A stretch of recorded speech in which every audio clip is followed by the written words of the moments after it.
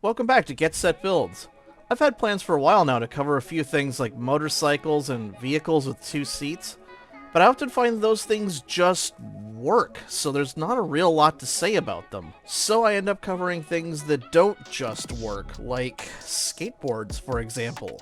How do we build one of those? My first thought for a skateboard was to do something like the RC boat I did in a previous episode, by sticking a bot on the skateboard and controlling it from a seat elsewhere. Except that's kinda lame, isn't it? Wouldn't it be cooler if we had one that we could stand on and steer ourselves? One of the top things that would be on my wish list for Brickadia would be a standing version of the seat, which would be great for building things like motorcycles, horses, skateboards, spaceship control panels, anything you need to be in a standing position to operate. But since we don't have one, how can we build a skateboard without it? To start with, this skateboard operates more like a car, using front wheel steering rather than leaning into the turn like a real skateboard. The skateboard uses two touch sensors on the left and right that when we collide with, will turn the board left or right.